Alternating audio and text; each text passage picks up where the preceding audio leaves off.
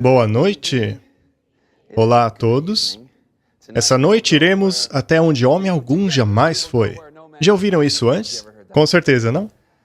Nossos encontros estão acabando e já fizemos 7 mitos, mas existem muito mais. Então eu vou trapacear e vou colocar mais mitos em um programa só, ok? O tópico de hoje é mitos sobre os últimos dias. Algumas pessoas me perguntaram se eu tenho a lista dos versos que estou expondo aqui, pois são muitos, não é? Bom, todos eles estão no nosso livro gratuito. Inscreva-se no site, coloque lá o seu e-mail, e nele você poderá encontrar não apenas todos os versos, mas todos os comentários. Neste livro estarão todos os mitos que foram apresentados aqui durante essa semana. E em relação a ontem, quando estudamos o tema da marca da besta, é muito provável que surgiram perguntas na mente de vocês. Por exemplo, quais são os poderes políticos que irão forçar a marca da besta? Também a questão de qual será a igreja verdadeira de Deus nesses últimos dias. Bem, tudo isso será abordado em nossa próxima série, A Última Hora. 400 anos de providência e profecia. Será lançado bem no aniversário de 400 anos dos nossos pioneiros. É incrível, não é? Nós veremos como, nos últimos dias, os princípios que formaram esse país estão sob ataque. Portanto, eu o encorajo a visitar o site providenceandprophecy.com e coloque ali o seu e-mail para se cadastrar. Esta série é, na verdade, uma sequência do que estamos vendo aqui hoje. Então, vale a pena você se inscrever. Coloque lá o seu e-mail e nós entraremos em contato com você. Se Deus quiser, outros projetos ainda serão revelados ainda até o final deste ano. Eu gostaria de colocar algumas imagens para você aí na tela a respeito ainda do assunto sobre o futuro. Mas em relação à marca da besta, será possível que isso um dia vai acontecer? Será realmente possível que no futuro haverá leis que forçarão o descanso no domingo e o proibirão de comprar e vender se você não concordar com isso? Eu sei que para muitos, uma ideia como essa é pura loucura. É verdade, eu sei, parece impossível agora. Mas pare para pensar.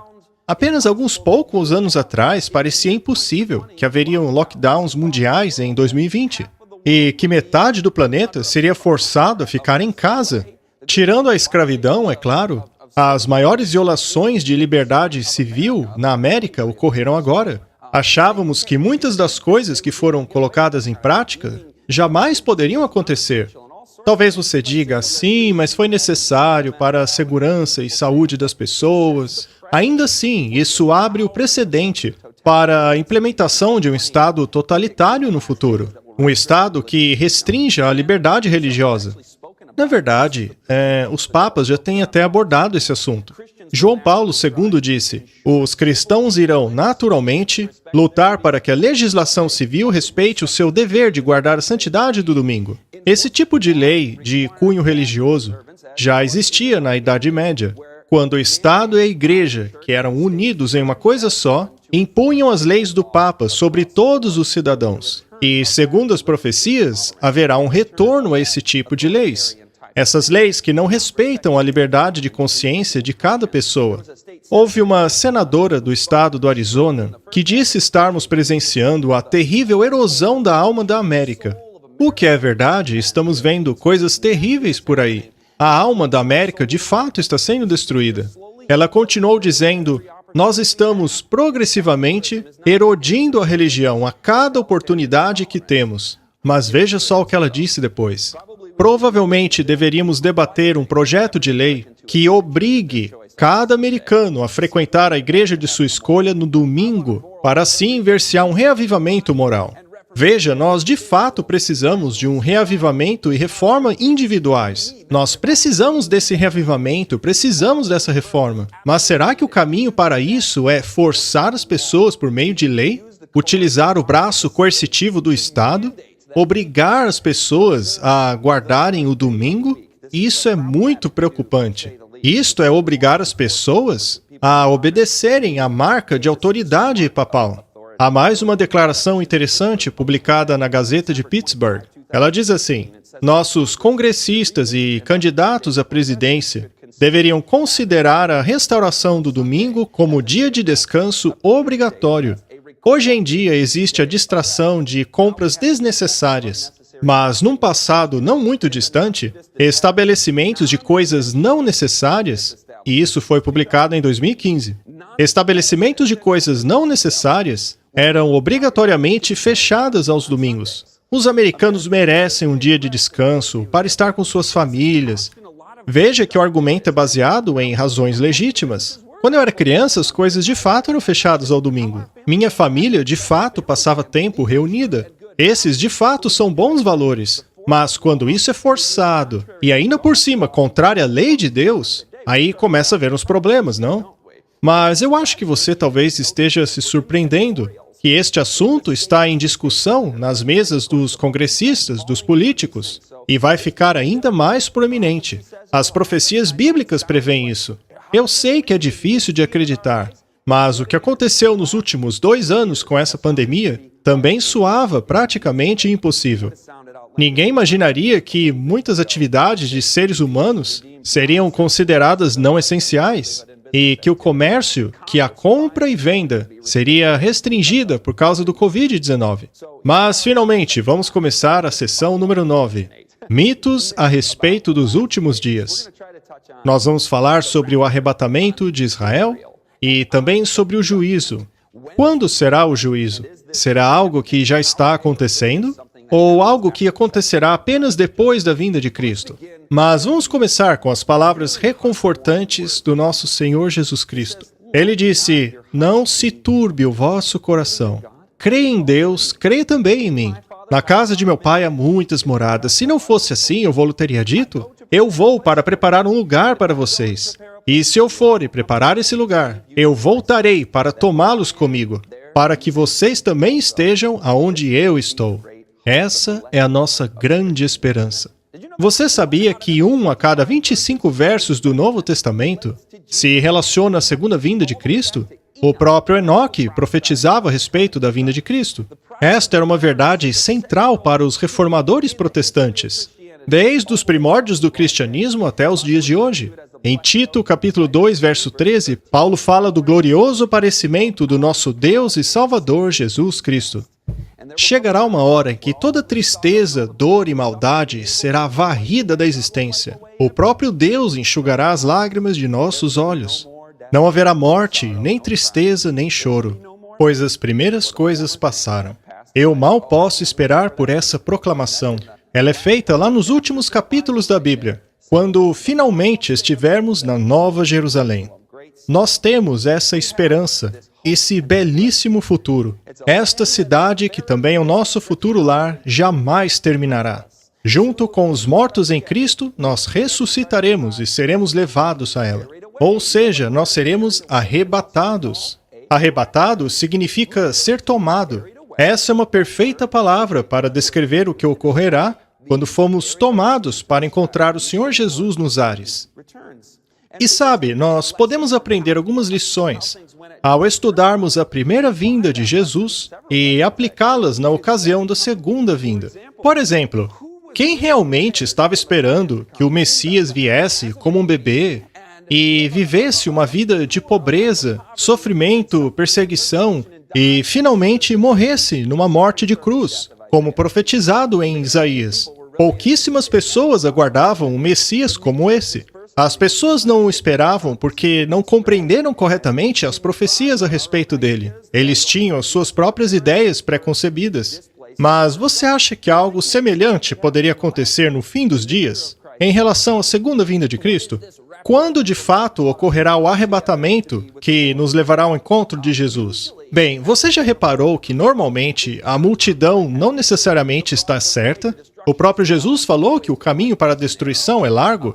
Ele também disse que, assim como era nos dias de Noé, também será nos últimos dias. E quantas pessoas foram salvas do dilúvio na arca? Apenas 8 no mundo todo. Todos os outros foram destruídos. Hoje em dia é fácil criticá-los dizendo: ora, a profecia é tão clara, apenas entrem na arca. Não tem o que discutir a respeito. O problema é que temos a tendência de não acreditar nas coisas improváveis. Na época de Noé, por exemplo, eles disseram: como assim? Nunca choveu, nunca caiu água do céu. E acontece que ocorrerá o mesmo nos últimos dias. Eu não estou dizendo que apenas 8 pessoas serão salvas, mas, proporcionalmente falando, apenas um pequeno grupo será salvo. Somente aqueles que, pela fé, forem a Jesus para serem salvos. A salvação está apenas na graça de Jesus. E para termos esse relacionamento com Ele, precisamos da palavra de Deus, pois essa fé vem pelo ouvir a palavra de Deus. Você sabia que a média das famílias possui 6 Bíblias em casa, mas apenas uma em cada 10 famílias cristãs leem a Bíblia juntas, mesmo uma vez por semana? Nós temos a palavra de Deus, temos as profecias claras sobre a vinda de Jesus. Ninguém precisa ser enganado. A Bíblia fala muito a respeito da grande esperança, da segunda vinda de Cristo. E eu gostaria agora de estudá-la junto com vocês, para que isso fique claro. Vamos para Atos capítulo 1. Leremos versos 9 a 11. Esta é a ocasião quando Jesus foi para o céu. Apareceram então 2 anjos e falaram com os discípulos, que haviam acabado de testemunhar a ascensão de Cristo. E eles dizem algo a respeito de sua segunda vinda. De novo, assim que Jesus ascendeu ao céu. Vamos lá. No verso 9 é dito: e quando Jesus havia falado essas coisas, enquanto o contemplavam, e uma nuvem o encobriu da vista deles. E eles ficaram com os olhos fixos no céu enquanto ele subia. De repente, surgiram diante deles 2 homens vestidos de branco. E lhe disseram: Galileus, por que vocês estão olhando para o céu? Esse mesmo Jesus, que dentre vocês foi levado aos céus, voltará da mesma forma como o viram subir. Eu quero que vocês sublinhem essas linhas. Da mesma maneira. A segunda vinda de Cristo será da mesma maneira de quando ele foi elevado aos céus. E ele foi literalmente levado para o céu. Foi o que eles viram. Então, a ascensão de Cristo foi literal e a segunda vinda também será literal. A segunda vinda de Cristo não será algo místico, etéreo e, de repente, aqui estaremos no reino de Cristo com nossos corações renovados. Tem muita teoria estranha por aí a respeito da segunda vinda. Tem muita falsidade. O próprio Jesus nos disse para não sermos enganados, pois muitos diriam: ele está ali, o Messias está aqui, Jesus voltou. De acordo com esse texto, a segunda vinda de Jesus será visível. Conte quantas vezes você vê palavras relacionadas a ver, que tem a ver com contemplar, observar. Vamos lá, vamos ver quantas encontramos. Vou ler o mesmo texto novamente, Atos capítulo 1, versos 9 a 11. E quando dizia isso, vendo-os eles, foi elevado às alturas, e uma nuvem os recebeu, ocultando-os de seus olhos. E estando com os olhos fitos no céu, apareceram lá os anjos e disseram: Homens galileus, por que estáis olhando para o céu? Esse Jesus, que dentre vós foi recebido em cima no céu, há de vir assim como para o céu o vistes ir. Eu contei 5 vezes. Eles estavam olhando, observando, com os olhos fixos no céu. Os discípulos viram Jesus subindo aos céus. E da mesma maneira eles verão Jesus voltar. É óbvio que a segunda vinda será visível. Veja quantas vezes a Bíblia enfatiza isso. Apocalipse 1:7 diz: Eis que ele vem com as nuvens e todo olho o verá. Não resta dúvida sobre isso. Jesus enfatizou esse fato dizendo: Então aparecerá no céu o sinal do Filho do Homem. As nações da terra se lamentarão e verão o Filho do Homem vindo das nuvens do céu, com poder e grande glória. O verso 27 diz que ele virá como um relâmpago que sai do Oriente e se mostra no Ocidente. Toda a terra verá este evento. Não apenas literalmente, mas visivelmente. Mas não será apenas visível, será audível. Pois, dada a ordem com a voz do arcanjo e o ressoar da trombeta de Deus, o próprio Senhor descerá dos céus e os mortos em Cristo ressuscitarão primeiro. Concluímos o que, queridos irmãos? Que a segunda vinda será literal, visível e audível. Salmo 50 diz: Nosso Deus vem, certamente não ficará calado. Portanto, não será algo secreto. À sua frente vai um fogo devorador e ao seu redor uma violenta tempestade. De acordo com a Bíblia, a segunda vinda será um evento estrondoso. Eu mal posso esperar para esse dia. E, aliás, ninguém vai perdê-lo. Todos saberão que ele está ocorrendo. Pois, como acabamos de ver, será multissensorial, visível, audível, glorioso. E os mortos em Cristo ressuscitarão primeiro. Será o evento mais magnífico que a Terra já testemunhou. E, certamente, o menos secreto. Bem, com certeza você já ouviu aquela história de que esse arrebatamento será algo secreto, que as pessoas serão arrebatadas e a vida continuará aqui embaixo. Queridos, eu insisto com vocês que leiam as suas Bíblias. Não acreditem apenas em pastores ou pregadores, pois se você ler a Bíblia de capa a capa e não encontrarem menção alguma sobre um arrebatamento secreto, quer dizer que há um grande problema naquilo que estão te ensinando. Se a volta de Jesus fosse secreta, não haveria texto nenhum para te mostrar ali na tela. Eu peço a vocês que leiam as suas Bíblias e não acharão nada desse tipo nela. Aliás, o arrebatamento secreto só é encontrado em novelas, filmes, livros de ficção, filmes cristãos sobre o arrebatamento, os 7 anos de tribulação. Aliás, você se lembra de um filme chamado Ladrão na Noite? É um filme que já tem décadas. E a ideia de que, assim como um ladrão vem se esgueirando pela noite, a segunda vinda de Jesus também seria secreta, uma vez que a Bíblia compara esse evento à chegada de um ladrão na noite. Mas vamos ler esse texto e ver o que ele realmente quer dizer. Diz assim: o dia do Senhor, porém, virá como ladrão. Os céus desaparecerão com grande estrondo, os elementos serão desfeitos pelo calor, a terra e tudo que há nela será desnudada. Olha, desculpa, mas a descrição que ela fez do evento é tudo menos secreta. De acordo com o texto, quando Jesus voltar, a terra vai queimar, haverá estrondos, será um evento glorioso. Agora, o próprio Jesus nos explica o que ele quer dizer com ladrão na noite. Não quer dizer que é secreto, que ninguém vai saber, como quando o ladrão entra na casa sem ninguém ver. Mas o que realmente Jesus quis dizer quando ele usou essa comparação? Ele disse: portanto, vigiem, porque vocês não sabem em que dia virá o seu Senhor. Entendam isso, se o dono da casa soubesse a hora da noite que o ladrão viria, ele ficaria de guarda e não deixaria que sua casa fosse arrombada. Assim, vocês também precisam ficar preparados, porque o Filho do Homem virá numa hora em que vocês menos esperam. Ou seja, essa história do ladrão da noite simplesmente quer dizer que não sabemos a hora em que Jesus voltará. Vimos que a Bíblia contém muitas profecias com datas específicas, porém nenhuma delas revela a data exata da segunda vinda de Jesus. Portanto, é neste sentido que Jesus usa a figura do ladrão na noite. Refere-se ao desconhecimento da data, e não sobre a maneira como Jesus voltará. Bem, vocês também já devem ter ouvido falar que muitos serão deixados para trás aqui na Terra após essa volta mística de Jesus. Eu sempre ouvi falar disso, mas quando comecei a ler a Bíblia por mim mesmo e passar a procurar essa profecia na Bíblia, eu não achei nada a respeito disso. Sabe, é perigoso acreditar em tudo que homens ensinam sobre a Bíblia. Podemos acabar sendo enganados por muitos desses mitos, como este, por exemplo, que diz que haverá 7 anos de tribulação após a segunda vinda de Cristo. Isto não está na Bíblia. O que acontece é que eles distorcem um texto no sentido de defender essa doutrina estranha. Ele está lá em Mateus 24. Assim como foi nos dias de Noé, também será na vinda do Filho do Homem.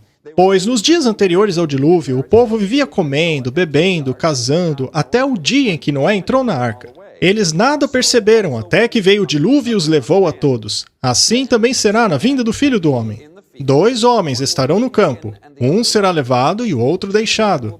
2 mulheres estarão trabalhando no moinho, uma será levada e a outra deixada. Muito bem, agora sejamos honestos com o que acabamos de ler. Você viu alguma coisa aí no texto dizendo que a vida vai continuar aqui na Terra em 7 anos de angústia depois da segunda vinda de Cristo? Seja honesto, não tem nada aí. A única coisa que o texto diz é que quando Jesus voltar, haverá 2 grupos, assim como foi nos dias de Noé. E o que acontecerá com eles? Muito bem, o primeiro grupo entrou na arca e foi salvo. O segundo grupo não se preparou e se perdeu. Apenas 2 grupos, os salvos e os perdidos. E o que aconteceu com os perdidos nos dias de Noé? Havia 2 grupos nos dias de Noé. Um foi salvo, o outro se perdeu. E perdeu-se significa perecer. Não significa que eles ficaram lá por mais 7 anos de tribulação. E hoje é a mesma coisa. Um grupo será salvo e o outro destruído, mas dessa vez por fogo e não por água. Os dois grupos tiveram o mesmo privilégio de ouvir a verdade, mas um foi salvo e o outro perdido. E nos dias de Noé, os perdidos tiveram uma segunda chance? Não, não tiveram. Quando Jesus voltar, é isso aí, acabou. Ninguém pode mais mudar de lado. Todos já tomaram sua decisão. É por isso que estas mensagens são urgentes, porque o tempo é curto. O tempo está acabando. Mas e os 7 anos de tribulação que as pessoas tanto falam por aí? Serão 7 anos de tribulação antes de Jesus voltar? Olha, de novo, eu li essa Bíblia inteira e não achei nada nela falando sobre isso. É verdade que a Bíblia menciona um tempo de tribulação, tal qual nunca houve desde o início da Terra. Mas ela não fala que esse período vai durar 7 anos. Agora, em relação ao tempo de tribulação, eu quero que vocês entendam uma coisa. Durante os terríveis anos de tribulação da Idade Média, assim como no tempo de angústia de nosso futuro, Deus promete estar conosco. Em Salmo 91, verso 15, Deus promete estar conosco no dia da tribulação para nos livrar. Podemos até andar no vale da sombra da morte, mas Deus está conosco. Nós não precisamos ficar com medo. A gente ouve falar de perseguição, tribulação, não pode comprar nem vender, mas não fique ansioso com isso. Sadraque, Mesaque e Abednego andaram no fogo, e Deus os guardou. E o mesmo acontecerá conosco. Estaremos dispostos até mesmo a dar a nossa vida. Seguiremos o Cordeiro aonde quer que ele for. Mas será que existe alguma profecia na Bíblia que fale de um período de 7 anos? Sim, existe, e nós já estudamos. Nós vimos essa profecia no nosso primeiro estudo, há 7 dias atrás. Você se lembra de Daniel 9? Lá é descrito um período de 7 anos. Está lá em Daniel 9. No entanto, esse período está no passado e não no futuro. Vamos revisar. Você se lembra da profecia dos 490 anos? 70 semanas estão determinadas sobre o teu povo a partir da promulgação do decreto para reconstruir Jerusalém, o que aconteceu em 457 a.C. A partir daí, o povo judeu teria 490 anos para se arrepender, o que terminaria em 34 depois de Cristo. Agora, 69 semanas dentro desse período, que como vimos representa 483 anos, é dito que o Messias viria, e Jesus de fato veio. Jesus foi ungido pelo Espírito Santo exatamente em 27 depois de Cristo. E o texto diz que no meio dos últimos 7 anos dessa profecia, o Messias seria cortado, mas não por si mesmo. E os sacrifícios teriam finalmente um fim. Nós já estudamos tudo isso em nosso primeiro episódio, com muitos detalhes. Constatamos que essas profecias validam a certeza de que Jesus é o Messias. A nossa necessidade de um Salvador já foi satisfeita em Cristo. Não há mais necessidade de sacrifícios. É por isso que o véu do templo foi rasgado de cima a baixo. Muito bem. Nós vimos que dentro deste período de 490 anos, que começaram a ser contados em 457 a.C., o Messias chegaria, o que aconteceu em seu batismo no ano 27 depois de Cristo. Também sabemos que 3 anos e meio após o seu batismo, Jesus foi crucificado. Então, a partir da morte de Jesus até o final dos 490 anos que Deus havia dado como chance aos judeus, restavam ainda 3 anos e meio. Ou seja, desde a morte de Jesus, os judeus ainda tiveram 3 anos e meio para se arrependerem. Veja como Deus é misericordioso. Aquela geração que matou Jesus ainda teve 3 anos e meio de chance de se arrepender. Agora, o que aconteceu no ano 34 depois de Cristo, que foi o ano do final dos 490 anos de chance? Neste ano, no ano 34, ocorreu a morte de Estevão, o primeiro mártir cristão. Ele foi morto pelos líderes judeus por pregar corajosamente a Jesus. Você pode ver aí na imagem tudo isso que eu acabei de explicar para vocês. A partir do ano 34, o Evangelho passou a ser levado aos gentios. Vocês se lembram que Jesus disse que eles pregariam em Jerusalém, e então a Judéia, Samaria e os confins do mundo. Jesus começou pelas ovelhas perdidas de Israel. Foi aí que o Evangelho começou. E quando chegou a hora prevista, é dito que o tempo finalmente se cumpriu. Foi o que ele disse em seu sermão.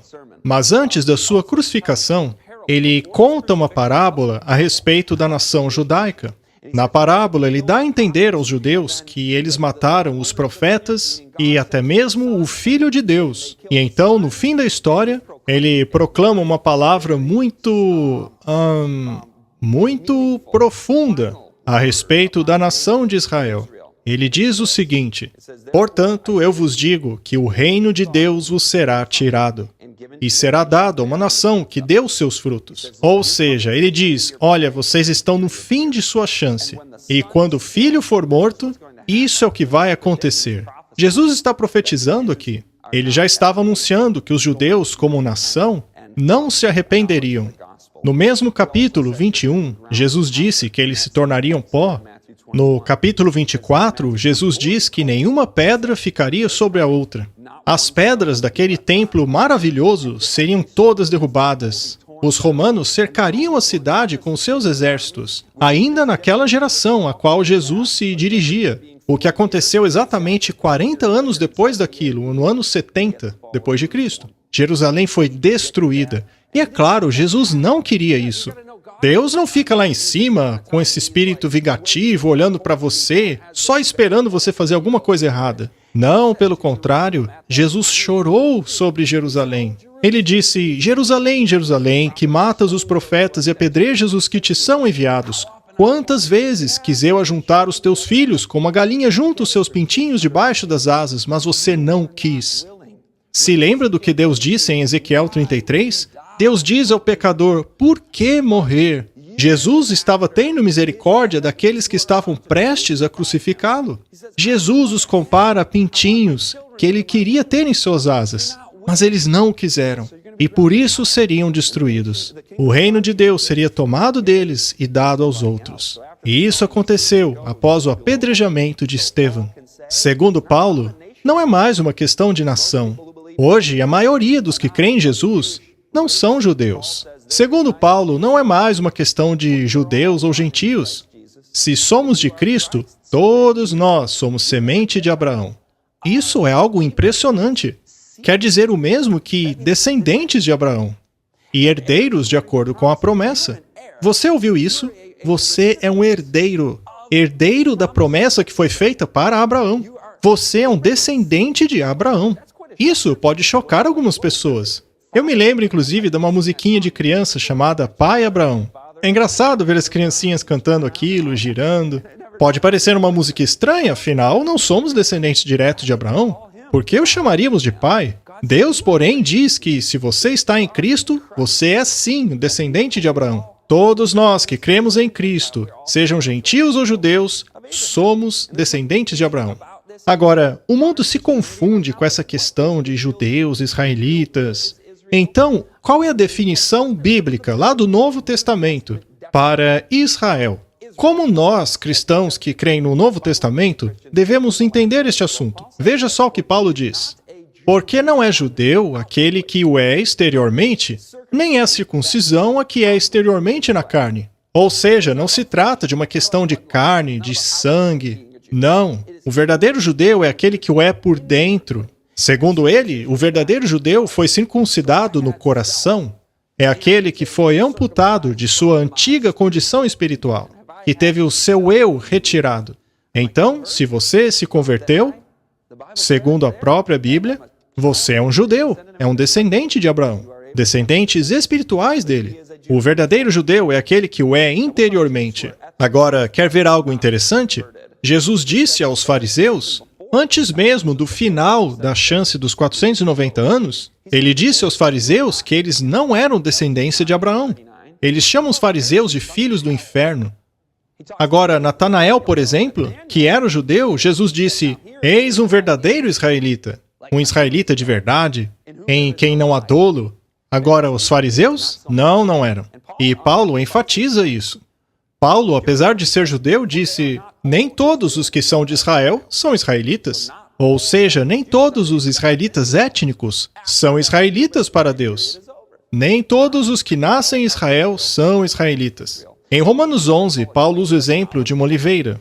E ele diz que aqueles que tinham linhagem judaica, mas que rejeitam a Cristo, são cortados da oliveira. Agora, fica a pergunta: por que a maioria desses judeus da época de Cristo acabaram sendo cortados? Paulo explica muito bem, não se trata de um sentimento antissemita, ou que Deus de repente parou de gostar de judeus. Mas, segundo Paulo, foi porque eles queriam estabelecer a sua própria justiça e acabaram rejeitando a justiça de Deus. Então, se qualquer um de nós, seja judeu ou gentio, busca justiça por conta própria, sem procurar pela justiça de Cristo somente, nós não conseguiremos justiça. Não seremos nutridos pela oliveira. Não receberemos a vida espiritual que vem dela. Ainda falando dos judeus descrentes, Paulo diz que foi a falta de fé deles que os acabou cortando. Por outro lado, como é que nós, seja gentios ou judeus, permanecemos firmes? É pela fé, e apenas pela fé. Como permanecer na oliveira? Fé. Como ser cortado? Não ter fé. Esse é o Evangelho. Portanto, queridos, ser etnicamente israelita não te faz parte da árvore. E por árvore eu me refiro ao povo de Deus. E todas as bênçãos que são prometidas a esse povo, a descendência de Abraão. E dentro desse mesmo contexto é dito em Romanos 11. Mas vejam, isso são boas novas. Isso aqui não é uma condenação aos judeus. Veja o que Paulo diz sobre eles. E quanto a eles, se não continuarem na incredulidade, serão enxertados, pois Deus é capaz de enxertá-los outra vez. Você viu só? Paulo era um deles. Jesus veio, Paulo o rejeitou, e ele estava ali, assistindo o martírio de Estevão. E mesmo após o martírio, ele ainda era contra Cristo. Então, Paulo estava perdido para sempre? Não. O período de 490 anos de chance tinha acabado para a nação judaica. Mas Paulo, após ver a luz no céu e ser derrubado de seu cavalo, e ouvir a voz de Cristo, ele foi convertido. Então, esse verso que acabamos de ler é algo maravilhoso. Até mesmo aqueles que uma vez foram cortados, Deus é capaz de restaurá-los à oliveira. Portanto, esqueçam essa ideia de terem vários grupos pertencentes a Deus, várias árvores diferentes. Não, é uma só. É uma oliveira, um povo de Deus. Efésios 3:6 diz: mediante o Evangelho, os gentios são co-herdeiros com Israel, membros do mesmo corpo e co-participantes da promessa em Cristo Jesus. Portanto, basta servirmos ao mesmo Cristo para fazer parte da mesma árvore. Tá, mas o que isso tem a ver com os enganos dos últimos dias? Bem, o problema é que esses gurus e profetas dos últimos dias andam pregando a relevância profética desta nação de Israel atual, que foi fundada em 1948. Eles dizem que depois da segunda vinda secreta de Jesus, haverá 7 anos de tribulação aqui na Terra e que essa nação de Israel terá um papel fundamental. Mas isso está errado. Nós acabamos de ver que a definição de Israel aqui na Bíblia são os crentes em Jesus Cristo. Você sabia que aqueles que ensinam a relevância de Israel moderna têm vendido milhões de livros atualmente? Esta é uma questão persistente nas igrejas hoje. Porém, na verdade, o que a Bíblia realmente diz é que a verdadeira Israel de Deus não é esta nação que foi fundada em 1948. Muitos ensinam que essa profecia foi cumprida em 1948, mas você vai poder identificar que não é o caso. Você verá que a nação de Israel moderna não se encaixa nessa profecia. Veja só, você vai ver. Em Deuteronômio 30, Deus está se dirigindo ao seu povo, a Israel. E acontecerá que quando você voltar ao Senhor seu Deus e obedecer a sua voz, o Senhor seu Deus a trará de volta do cativeiro e terá compaixão de você e o reunirá de novo de todas as nações de onde o Senhor os espalhou. Bem, vocês perceberam que isto é condicional? Diz ali: quando você retornar ao Senhor seu Deus e obedecer a sua voz, aí o Senhor te reunirá. A nação atual de Israel foi reunida por estratégias e movimentos políticos humanos. Foi uma coisa perpetrada pelos homens. O Holocausto foi algo trágico, então decidiram reunir Israel ali. Acontece que isso não foi cumprimento de profecia bíblica. E sabemos disso porque esta profecia que lemos é condicional. Segundo ela, Deus somente reuniria Israel quando esta voltasse para Deus.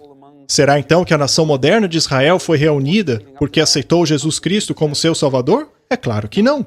A verdade é que esta profecia se cumpriu no Antigo Testamento, com Esdras e Neemias, quando os judeus foram trazidos de volta da Babilônia.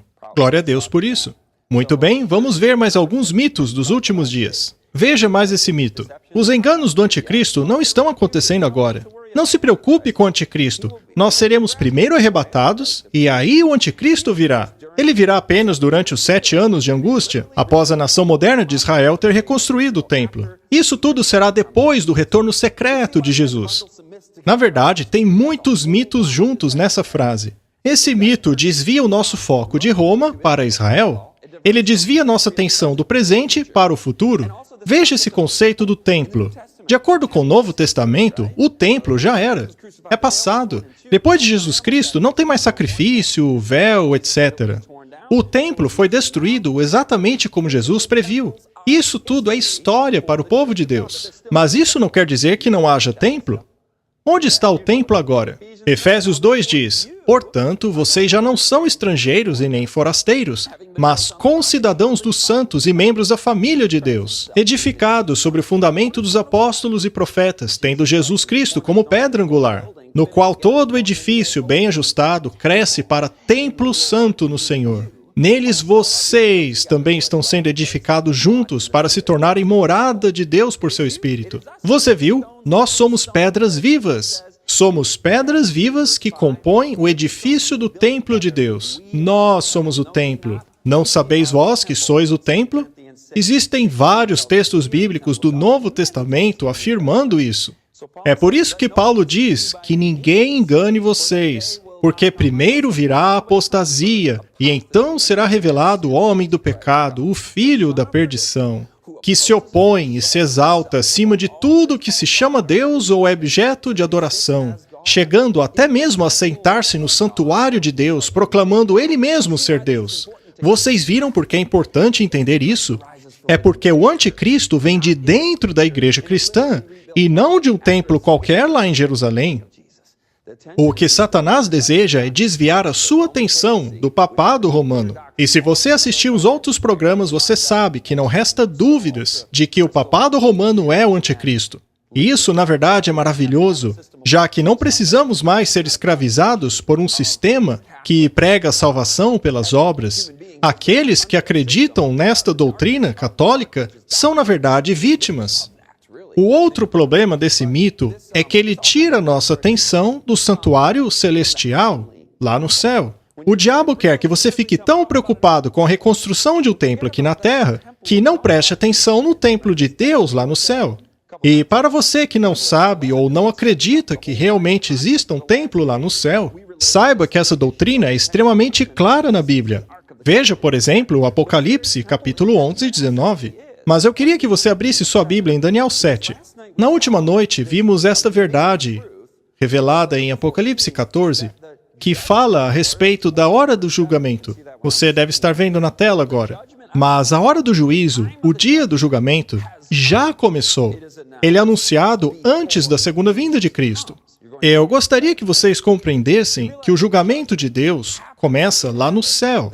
Existe um templo de Deus no céu, aonde ocorre esse julgamento, que será antes da segunda vinda de Cristo. Atos 17:31 diz: pois estabeleceu um dia em que há de julgar o mundo com justiça. Paulo sabia que haveria um futuro julgamento. E João, em capítulo 14, verso 7, o João anuncia que o juízo chegou. E isso é antes da segunda vinda de Cristo, no verso 14. Portanto, entre Paulo e a segunda vinda de Cristo, teria início o julgamento. Vamos ver se descobrimos quando será isso. Mas antes, vamos contemplar essa cena impressionante no templo de Deus. Essa cena está descrita lá em Daniel capítulo 7. E mais um detalhe importante. Esta cena ocorre após o chifre pequeno. Então sabemos que o julgamento será depois de Paulo e antes da segunda vinda, mas também após o chifre pequeno. Quando acabou o domínio do chifre pequeno? 1798. E, seguindo esta sequência, ocorre o que leremos agora em Daniel capítulo 7. Enquanto eu olhava, tronos foram colocados, e o ancião se assentou. Sua veste era branca como a neve, o cabelo era branco como a lã. Seu trono era envolto em fogo, e as rodas do trono estavam em chamas. De diante dele saía um rio de fogo, Milhares de milhares o serviam, milhões e milhões estavam diante dele. O tribunal iniciou o julgamento e os livros foram abertos. Estes são milhões de anjos presenciando a cena. Agora prestem atenção de novo no que diz o verso 10. O tribunal começou o julgamento. Os livros foram abertos. O julgamento começou. Este é o verso 10. E a volta de Cristo ocorre apenas no verso 14. Ou seja, o julgamento ocorre antes da volta de Cristo. E ele começou após o domínio do chifre pequeno. Daniel chama este julgamento, no verso 8, verso 14, de a purificação do santuário. Vamos ler esse verso para identificarmos quando seria este julgamento. Leremos agora Daniel 8, verso 14. E o anjo disse a Daniel, isso tudo levará 2.300 tardes e manhãs, e então o santuário será purificado. O santuário seria purificado. Afinal, o que quer dizer isso? Você lembra do santuário do Antigo Testamento? Deus disse, façam para mim um santuário, para que eu habite entre eles. Este, no início, era chamado de o tabernáculo, que mais tarde se tornou um templo. E Deus exigiu que fosse feito exatamente de acordo com o modelo que ele mostrou. Até mesmo a mobília do santuário tinha instruções específicas. Deus deu um modelo de construção a Moisés, mas um modelo baseado no quê? Bem, a Bíblia é clara ao dizer que há 2 santuários. Lembra-se de Apocalipse 11? João viu o santuário do céu. E em Hebreus 8, verso 2, é dito que Jesus é o sumo sacerdote do verdadeiro santuário, que foi feito por Deus e não por homens. Em Hebreus 8, verso 5, é dito que o tabernáculo terrestre era apenas uma sombra do verdadeiro tabernáculo. O santuário aqui da terra era apenas um espelho do santuário celestial, a partir do qual o modelo de construção se baseava. A primeira sala se chamava Lugar Santo, onde as cerimônias diárias eram executadas. Já o segundo compartimento era chamado de Lugar Santíssimo. O Lugar Santíssimo não era utilizado diariamente, mas anualmente. As cerimônias diárias consistiam no sacrifício do cordeiro, que era nada mais do que uma ilustração do ministério do Messias, que morreria em lugar do pecador para salvá-los de seus pecados. O sangue que aqueles animais derramavam deveriam lembrar-nos da verdade de que o salário do pecado é a morte. Aquele que pecar certamente morrerá.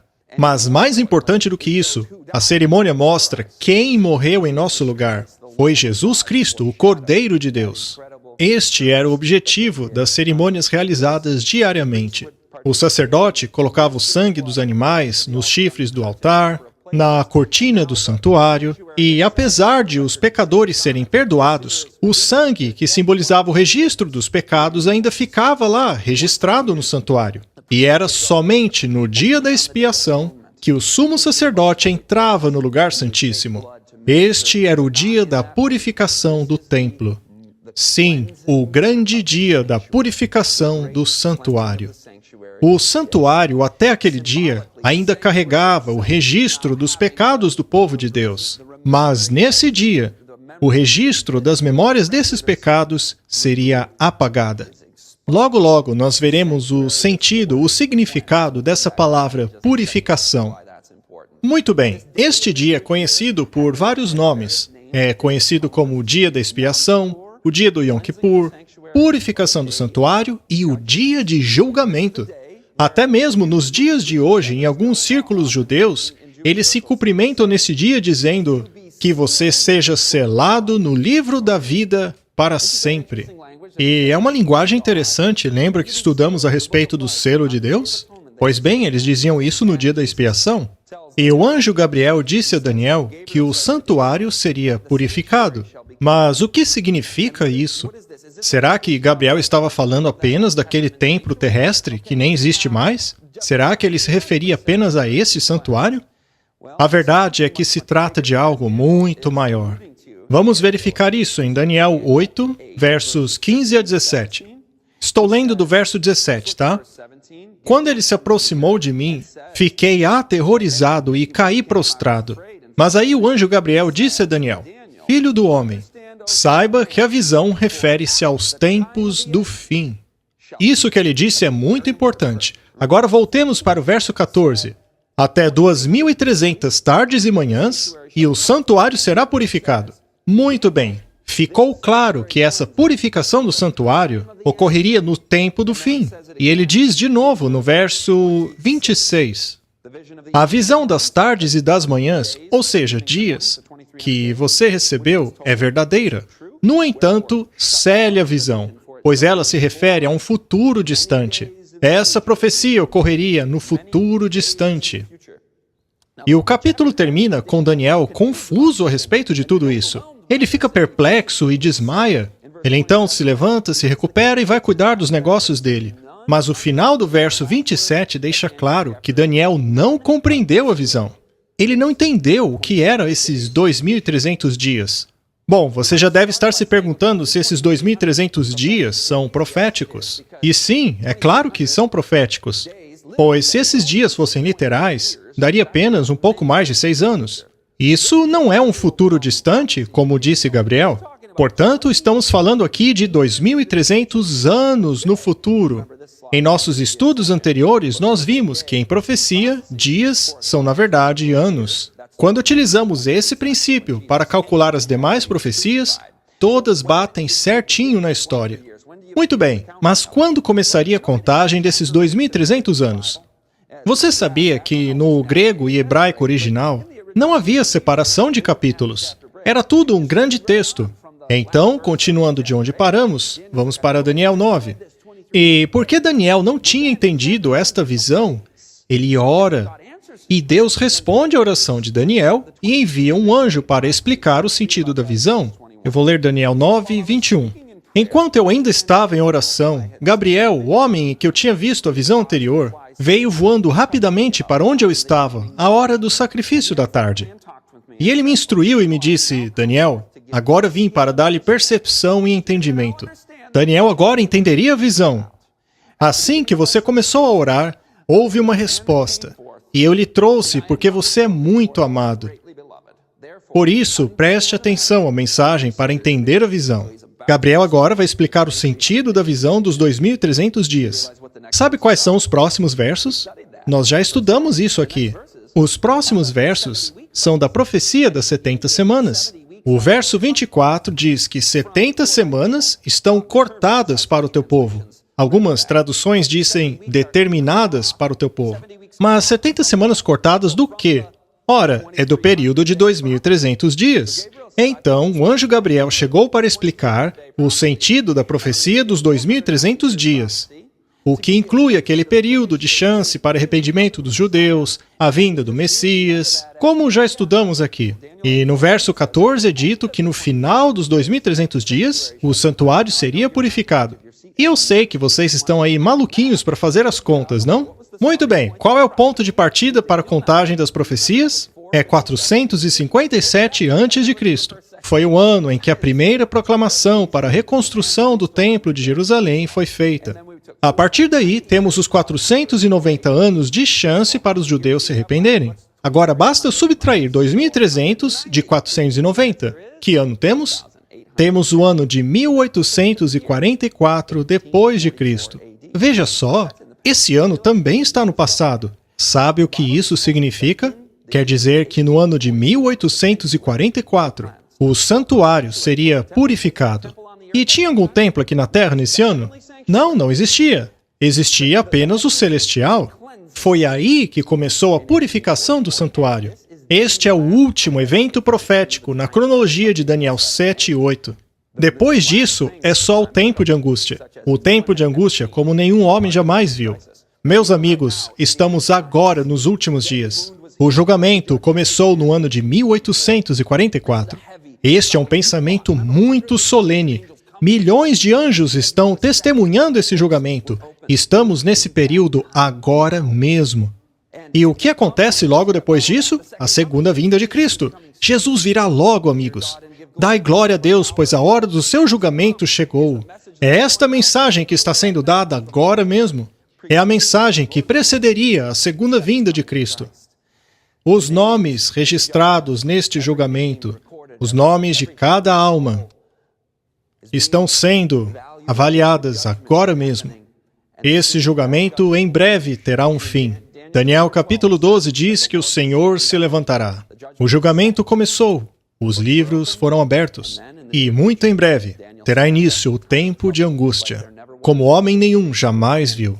Assim como o Cordeiro apontava para Jesus, o sumo sacerdote terreno apontava para o sacerdócio de Jesus Cristo no céu. Ele está agora mesmo purificando o santuário celestial. E isso não é meramente a sombra, mas é a realidade. O dia da expiação era algo importantíssimo para os judeus, mas hoje é ainda mais. Vivemos no momento em que o tipo encontrou o antítipo. O que era sombra se materializou na realidade. Veja só o que os judeus costumavam dizer em suas liturgias a respeito do tempo em que vivemos. Diziam eles: Deus, sentado em seu trono para julgar o mundo, abriu os livros de registro. Isto foi retirado da Enciclopédia Judaica. Então o livro de registros é lido. O nome de cada ser humano é mencionado. Os anjos estremecem ao dizer: Este é o dia do julgamento. No dia da expiação, ou seja, no dia da purificação do santuário, será selado o nome de quem viverá e de quem morrerá. Os judeus daquele tempo afligiam as suas almas, ou seja, eles oravam, faziam uma autoavaliação. O povo de Deus deveria parar de brincar espiritualmente, de fletar com o mundo, pois esta é hora do julgamento de Deus. A purificação do santuário começou. Ao mesmo tempo, santuário simboliza uma outra coisa. Você é o templo do Deus vivo. Deus quer te purificar. Ele quer te perdoar em nome de Jesus. Da mesma maneira que Deus está limpando o santuário celestial do registro dos pecados, Ele deseja purificar você. Talvez você se sinta incapaz, mas Cristo Jesus é o nosso sumo sacerdote. Apegue-se com toda firmeza a essa fé. Pois não temos um sumo sacerdote que não possa compadecer-se das nossas fraquezas? Pois ele passou por todo tipo de tentação, assim como nós, mas sem pecado. Nós também podemos vencer pelo sangue do Cordeiro e pela palavra do seu testemunho, podemos nos achegar com fé ao seu trono. Ele então nos limpará, nos purificará, nos restaurará. A única maneira de vencer o pecado é pelo sangue do Cordeiro. Ore comigo agora mesmo por isso. Senhor Jesus, dá-nos a vitória. Nós lhe entregamos tudo o que somos. Nos dê a vitória sobre o pecado. Nos cele para os últimos momentos da terra. Em nome de Jesus, amém.